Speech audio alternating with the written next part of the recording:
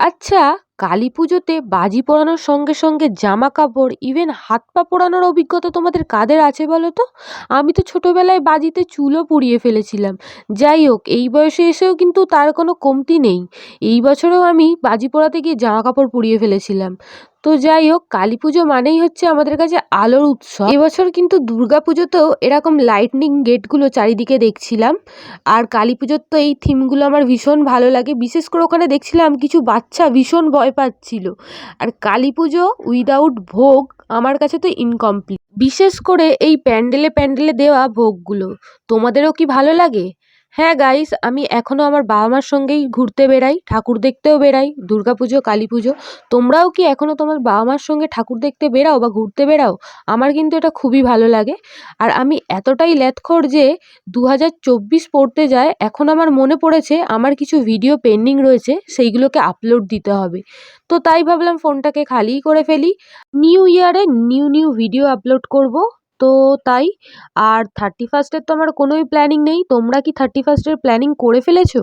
আমি কিন্তু আজ অবধি কখনোই 31st রাত জেগে পিকনিক করিনি। হ্যাঁ গাইস, খুবই দুঃখের বিষয় আমিও জানি। তো যাই হোক, দেখো এই প্যান্ডেলটা কিন্তু খুব সুন্দর করেছিল। এই প্যান্ডেলটা একটা খুবই নামি দামি লোকের, তো নামটা আর নিলাম না।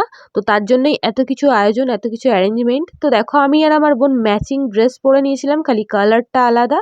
অ্যান্ড দেখো এই যে আমার মা।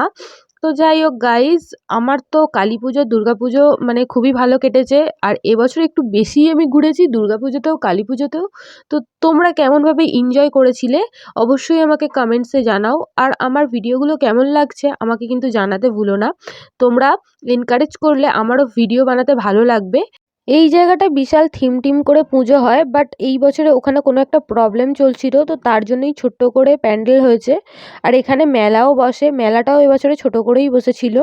আর মেলায় গেলে জিলাপির দোকানে গিয়ে আমি জিলাপির থেকে এটা খেতে বেশি পছন্দ করি, মানে এই মালপোয়া টাইপস খেতে তো আমার ভীষণ ভালো লাগে। আর একটা গুড় বাদাম হয়, ওটাও ভালো লাগে। কিন্তু এগুলো এতটাই মিষ্টি যে বেশি খাওয়াই যায় না, তো খাবো বলে তো নিয়েছিলাম, বাট এই এক পিসই আমি খেয়েছিলাম। এতটাই মিষ্টি আর ভালো লাগছিল না খেতে।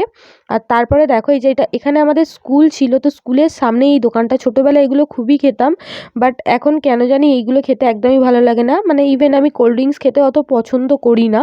তো তারপরে দেখো এখানে একটা জুয়েলারির দোকানে গিয়েছিলাম। তো আমার বোনের কিছু একটা নেওয়ার ছিল, তার জন্যই। আমি কিছু নিইনি, আর তেমন কিছু আমার ভালোও লাগছিল না। আর মেলায় গিয়ে তো ঘুগনি পাপড়ি চাট এগুলো আমার কাছে বেশি প্রেফারেবল ফুচকার থেকেও। তাও অনেকটা রাত হয়ে গিয়েছিল, তাই মা বলল খেতে খেতেই চলে চল। আর এখানে মিও আমরের একটা নতুন ব্রাঞ্চ ওপেন হয়েছে, আমরা সেখানেও ঢুকেছিলাম, বাট ক্লিপটা নেওয়া হয়নি। তো দেখো এটা হচ্ছে আমাদের পাড়ার প্যান্ডেল। তো এখানে দেখছি তুমুল নাচ গান চলছে, তখন অনেকটাই রাত হয়ে গিয়েছিল, তো আমাদেরকেও ডাকছিল। আমি তার আগে ভাবলাম একটু প্যান্ডেলের ভেতরটা দেখিয়ে দিই। আর ভিডিওটা ভালো লাগলে অবশ্যই একটা লাইক করে দিও। আর আমার চ্যানেলটা যদি তোমাদের সামনে নতুন আসে তো প্লিজ সাবস্ক্রাইব করে দিও।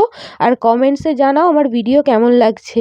তো এটা ছিল ভেতরের ডেকোরেশন। এখন যে উপরে যে ডেকোরেশনটা করা রয়েছে এইগুলো দেখছি সব প্যান্ডেলেই, ইভেন বিয়ে বাড়িতে বা কোনো অনুষ্ঠান বাড়িতেও দেখছি এই ডেকোরেশনটা করছে, খুবই ট্রেন্ডিংয়ে চলছে। তো দেখো এখানে তো চলছে বিশাল নাচ।